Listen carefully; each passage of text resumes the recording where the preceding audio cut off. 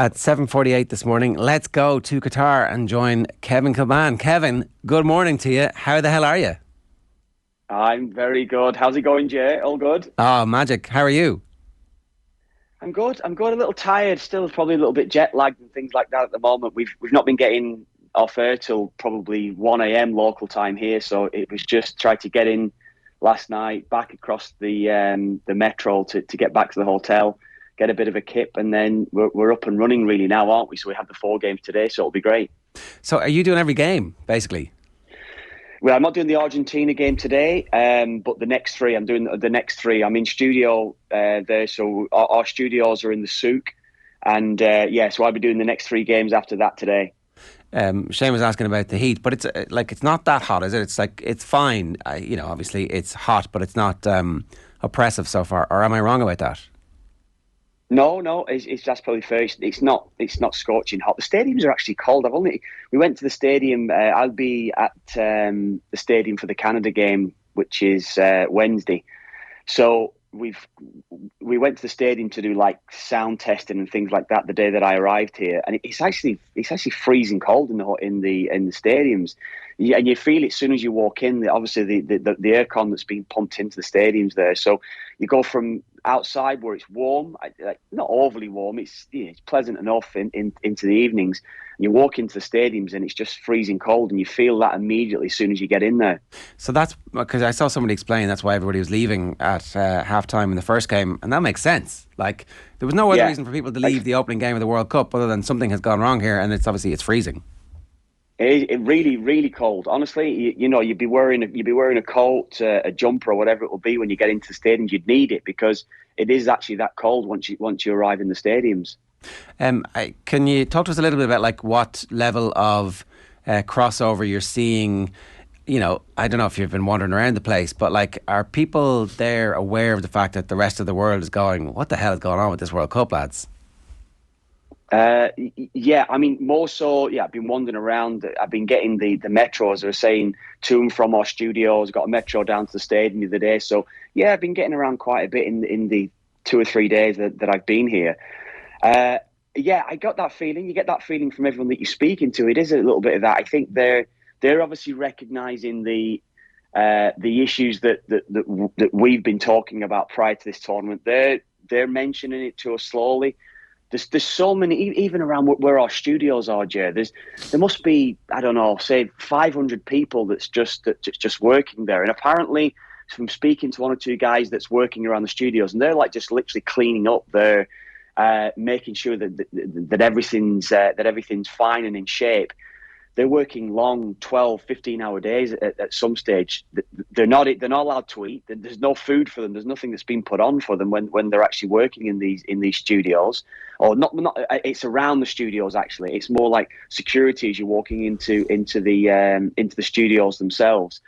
And when you're starting to chat to 1 or 2 of these guys around it, and you're starting to get a feeling, albeit only a few days and not necessarily been around and experienced it all just yet, which will come in the next few weeks, I think, when I get fully established here. You're starting to get a feeling that they're trying to get a message out from within, I think, as well, that these messages are starting to come out more and more, I think, as the tournaments come out, for the conditions that they're actually finding themselves working in. Yeah, I think that's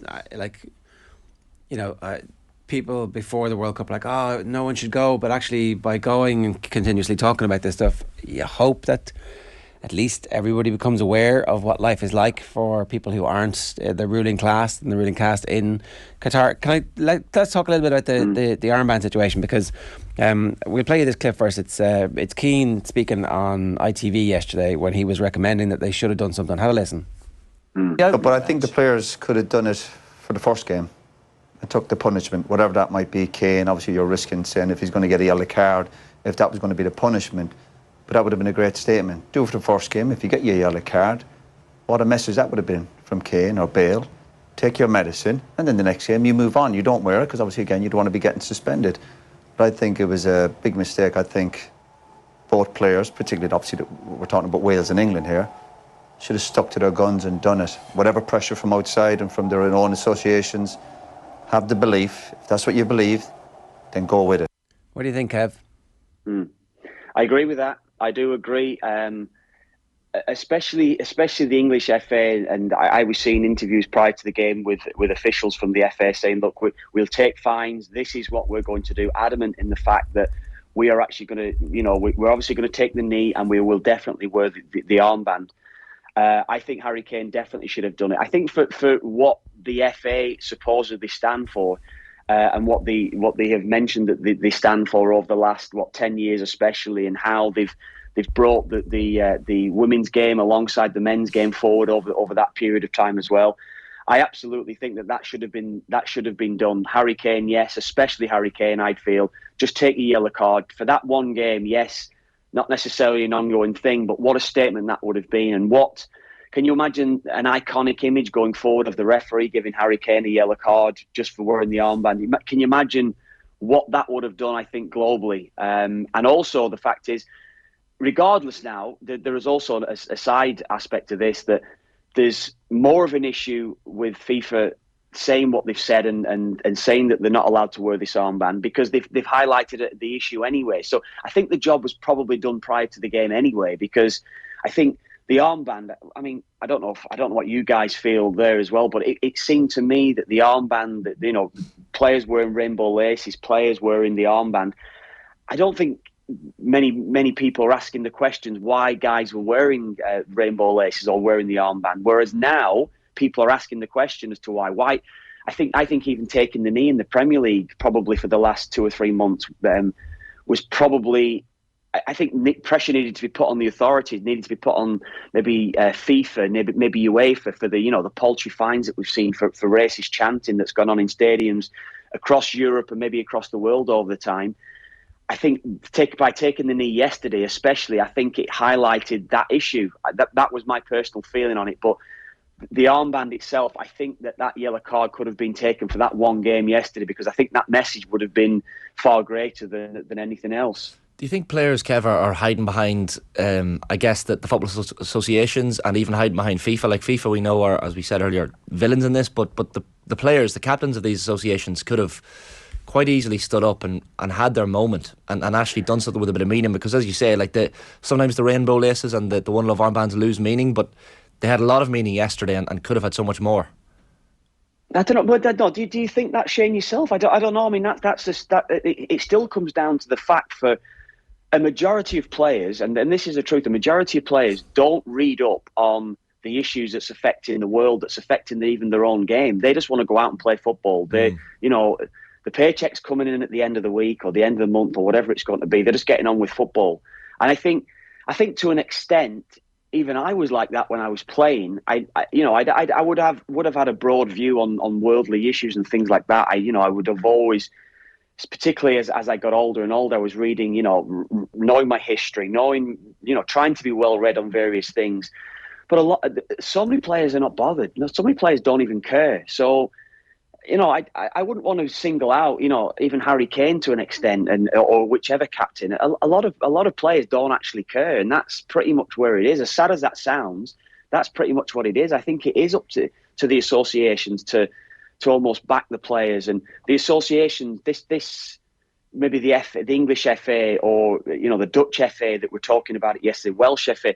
These are the organisations that should have been putting pressure on FIFA 6 months ago, a year ago, whatever it was. It doesn't necessarily need to be happening 24 hours before the game or the last 12 hours before the due to take place in the game, because I think Gareth Southgate, actually did really well prior to the match in his pre-match interview, just to say, look, at the end of the day, I've got a team to prepare. I've got to get everything ready to get the players' mindsets going into this first game against Iran. So this has been spoken about, it's been talked about. At the end of the day, it does have a cut-off point has to come in at some stage to go, look, we've got a game, we've got a World Cup to try to win, regardless of what's going on around it. And I know, I'm probably with you lads now, that, look, we know the issues that's affected this World Cup. I watched the FIFA documentary just in the last few days. I think we're all probably well scripted, well versed on exactly what has happened and how this has come about and what the Qataris have done and how they've treated migrant workers, the women's rights over here. We're all more than aware of that now. But a lot of players simply do not care about that in the position that they're in. I know that they should, and I get it. And it's sad me even saying that, but that's the reality of where we are. Yeah, and I think it's going to be interesting to see if anybody actually steps outside that and takes the risk, and maybe, because it's still not too late for somebody to, in the last 10 minutes of a game, to put the armband on and actually make that statement and get the booking in the middle of the game.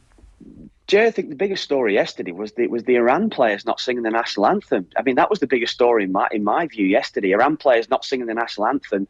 It was a demonstration for what's happening back at home for the Iranian players' families and supporters. The national anthem was being booed in the stadium. I think that was a bigger story yesterday than anything else because of what's happening there in Iran. Are you seeing anything, Kev? Like we talked this morning about Grant Wall, the US soccer journalist, getting his refusal of entry when he was wearing the Pride T-shirt, and you're like, is it what's it like for journalists on the ground over there? Like, are you getting ferried from bus to bus? Are do you have a chance to kind of walk around? Is there a bit of freedom of movement, or what's the general feel? Honestly, I was saying before, Shane, I'm getting the metro everywhere. There is actually a bus that's put on for our guys. We've not got a hugely big crew here that's working over here with TSN for Canadian TV, but we're kind of doing our own thing. We're staying in the hotel. Brazil are actually in the hotel that I'm staying in. It's carnage outside, really is, honestly. The madness that's around the Brazil team, as you can imagine. But they have a total section of our hotel that's closed off, and I'm just kind of doing my own thing, walking down to the metro station, getting on the metro, heading to our studios. I'm getting out and about, and I'm enjoying that. So I'm sure there's a lot of journalists that maybe are finding issues and things like that. I saw yesterday Wales fans actually that had rainbow coloured hats that were getting them taken off them before they got into the stadium yesterday. So I haven't been to a stadium game yet. So that's going to come in a few days' time, and I'll probably get more of a feeling when Canada play Belgium in a couple of days' time. What are the Canadians feeling about this whole thing? What can they cause a bit of trouble? Can they go a bit deeper than maybe some people are thinking? I think the Belgians themselves are quite scared. I don't think they feel as though they're in great form coming into it. If Belgium turn up, Ger, if their players turn up, they should beat Canada handily enough. But Canada have got one or two players in their side that can cause problems. There's real pace in the team. Everybody knows Alphonso Davies, Jonathan David that plays at Lille. They've also got Tajon Buchanan. They should have these three in the side. I would imagine it will be a front three of those. Probably line up with a 4-5-1 with Buchanan will probably play on the right-hand side and Davies on the left-hand side in support of Jonathan David. And there's pace. There's real pace. And I think they can hurt Vertonghen and Alderweireld, especially with maybe the age that they're at, the lack of pace that they've got within the side. And it depends what John Herdman, the coach, actually, how he's going to approach this game, Joe. What's he going to do? Is he going to think, well, look, we'll go and press them high, we'll go and have a go at them and get picked off, because that could happen quite easily? Or is he going to try and sit and contain and try and work the way into the game? I'm going to be interested to see how he can do that, or how he's going to start that game. But I think from Canada, I think they feel that, I think this game out of the first two games, Belgium and Croatia, they could be done after those two games quite easily if both those sides play as well as they're capable of playing. But personally, I think they can get something out of Belgium. Croatia's, I think, a way tougher game, the way that Croatia are playing at the moment. Tough group, all right. Yeah. Yeah, and then Morocco as well, who have got top class players themselves. So it's a tough group. They're the fourth best team officially in rankings and in probably stature as well. You'll have followed a lot of the Team USA players as well, Kev. Like looked really good for large swathes of that game with Wales yesterday. They could do some damage. I guess the England game next is going to be the one that'll really show where they're at. I don't rate them, Shane. Honestly, right. I don't. I said it before the game. I think there's a lot of energy about the US, as we saw last night. But they don't create a lot of chances. They've not got final third players, I don't think. And I know that Pulisic did okay last night. I was really impressed with Musa, actually. I thought he was brilliant last night for the US, and he's only got a handful of caps under his belt for him. He's from Valencia. I thought he was outstanding. Really, really good player last night.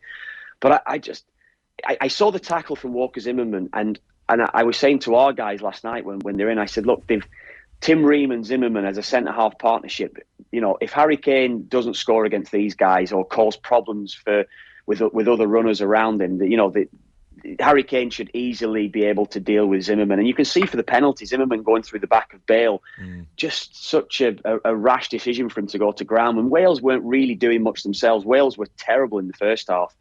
They picked it up second half. I thought Rob Page made a big error by not starting. I was saying it in the lead up to the game. It's the one thing I was looking forward to was Kiefer Moore going up against Zimmerman and Ream. Let's see how he does against these two. Someone's trying to come into my room actually now. I don't know what's happening here, but they heard what you were saying, Kev. They're coming for you. I think so. I think so. We've been monitored here. I don't know what's happening. They're trying to get me out of the room. I honestly, just in relation to the US, what I'm saying there with Zimmerman and Ream, Kane is going to have a field day. Honestly, he is. Harry Kane was brilliant yesterday. Just watching him, the way that he played, and so the US. No, I honestly, I think that was a key game for both Wales and the US. Whoever was going to win that game, I feel as though they were going to finish second behind Wales. So, behind England. So. It'll come down to maybe goal difference probably going forward now, because I think they're both going to lose to England, and it'll be what they can do against Iran. I've only been to one World Cup, but one of my favourite things about it was like randomly seeing and bumping into football aristocracy. I remember seeing Arsene Wenger on a treadmill, which was very like, what the hell is this? Have you bumped into anybody strange and random just yet, or is it too early in your adventures? Just walking around. I met Dion Dublin the other night, but I kind of know Dion anyway, so I was just walking randomly around. So it's hardly up there at the moment. But no, I haven't. As I said, I've not been to a game yet. I've not been to a stadium for a match. So that might change in a couple of days' time. The networks that are around us, we've got Italian TV, we've got Mexican TV, Chinese. Who else is by us as well? I think it's Belgian TV as well, actually. So there might be one or two that will be coming in and out of the studios where we're based at the moment, yeah. Have you randomly accidentally walked into the Brazilian section and just kind of started, oh, look, hey lads, how are you? No, you can't get in. The security around the hotel is crazy. It's madness. So they have probably half the hotel, like maybe a quarter or half our hotel, just totally locked down, doors locked, 2 or 3 security on each door. There's a separate entrance for Brazil to come in and out of the hotel. That's totally locked down because they've actually got barriers up maybe 50, 100 feet from the hotel. You can't even get up to the hotel door with probably 50, 100 police that's around the hotel, not allowing you anywhere near it. So they have Brazil locked down totally. Yeah, they do. I saw Dan McDonald posting on Twitter or on Instagram, I think it was, maybe the 24/7 coffee shops and coffee restaurants kind of sitting open late at night. So that seems to be I think he called it the coppers of Qatar. So not serving drink, but serving coffee late at night. That seems to be the... Kev's a changed man though. He's got no interest in the coppers of Qatar. Well, the coffee's obviously good. Yeah, we're looking for that. There's not. As he said to you, I'm in kind of the centre where the souk is, where we are. So I've been out walking around there a little bit. Yeah, no beers or anything like that. So it's been a very different World Cup in that respect. I was in Brazil and I went to Russia where the beers were able to flow. Not frequent enough, but 1 or 2 here and there. But no, it's been a dry Qatar for me, a dry World Cup. Yeah. So there'll be no rapping. Is that what you're telling us? I can do rapping, but I'll rap without the drink. It just won't be as good, I suppose. Yeah. Maybe it'll be better. Who knows? Yeah. Anything else struck you so far? I mean, obviously it is pretty early. Well, I think if we're talking football-wise, I think England were impressive, weren't they? England was so good yesterday. They did everything they had to do. I maybe felt with the issues that were around the Iran side, I think that maybe affected them. I said before, not singing the anthem as a sign of or a protest essentially that the Iran side. I just don't think they played as well as they're capable of playing as well. 1 or 2 players in that side I thought might have been able to hurt England. Tarami was one of them who of course scored the 2 goals for them. But I just think the occasion got the better of them and England did what they needed to do, and England will take some stopping. They've got the best attacking players at the tournament, and that was pretty much the standout thing from it. Is it Southgate now? Can Southgate get the best out of the players? I could not believe he didn't start Phil Foden, but maybe it was proved right with what happened. But I think, as I said, they're going to take some stopping. England should get 9 points from this group. 7 would be an absolute minimum, I'd feel, from the group, and then they'll probably see what happens when they get to the knockout stages. I did the Senegal Netherlands game. And that was probably the most competitive game we've seen, wasn't it? I don't know what you guys think of that one. It was the most. I thought Senegal were a bit unlucky actually to lose the 2 goals. I'm not a fan of Edward Mendy. I don't rate him. I know that there's many that think that he's great, very good with his feet, but I just think the 2 errors for the 2 goals he's cost the team there. I just feel as though I've seen that from him coming out for the first goal for the cross. And then the second goal, the parry, he's just got to make that stick. So on the pitch, that's what's maybe the standout features. And Netherlands, I think, could do well here. Getting Memphis back in the side was key for them, because without him and Janssen up front, I think Janssen's pretty poor, I think. So that's where they need Memphis back in the team. Yeah, the Dutch are, sorry, we haven't really talked that much about them as a team who could go deep, but like they have all of the aspects that you want for an international tournament. Very experienced manager who's really literally seen and done absolutely everything there is in the game. A spine of very experienced players, some players who were in decent form. You wouldn't be terribly surprised if they were to get hot.